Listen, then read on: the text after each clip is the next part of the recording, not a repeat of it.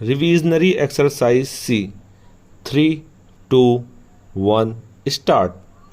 I cannot quite understand how you came to act as you did in the court today, nor how you could put the case against that child with such particular force, missing no opportunity that you were able to seize to make the poor child appear guilty of the theft.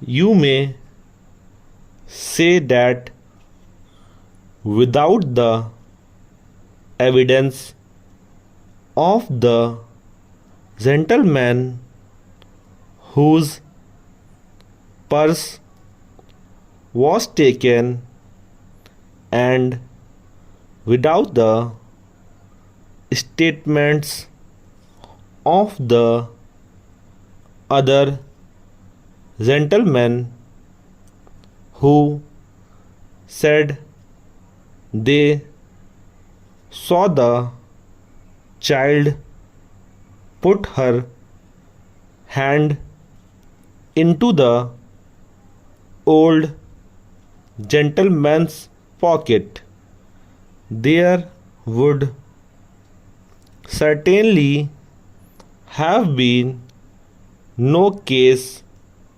for the jury, but surely, according to the evidence of the guard called by the defense, there was more than a doubt that the prisoner was the child seen by the gentleman who testified.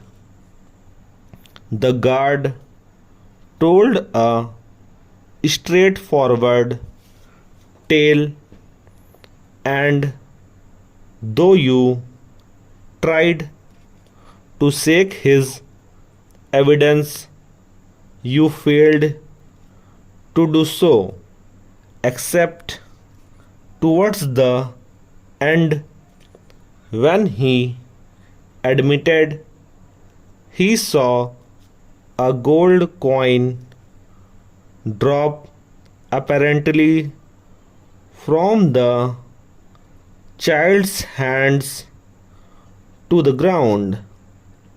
I think you were a little short with the guard, and I was glad when the people in the court cheered his final reply.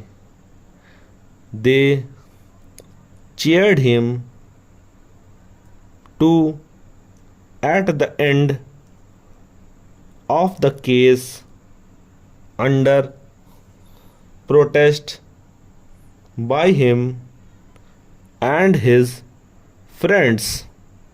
I do not believe the poor child came out of the yard as stated by one of your witnesses, and indeed I did not believe a word of that witness's evidence.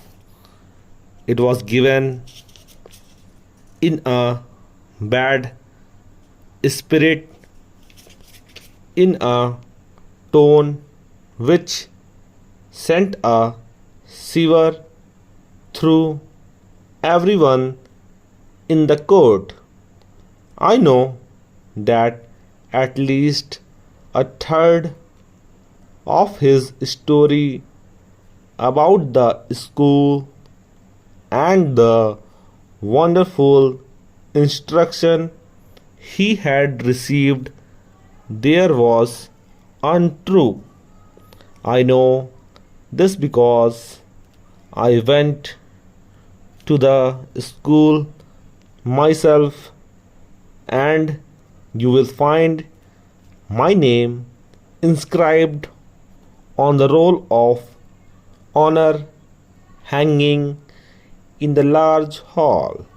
It is not wonderful, therefore, that I have a doubt of that man's word.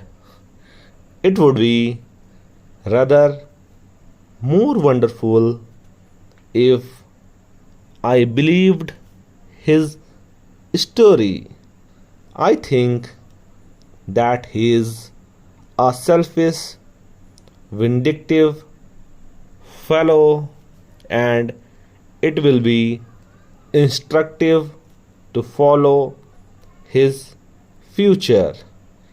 Anyway, I shall set about an appeal for the child, whom I believe to be absolutely innocent of the crime alleged against her.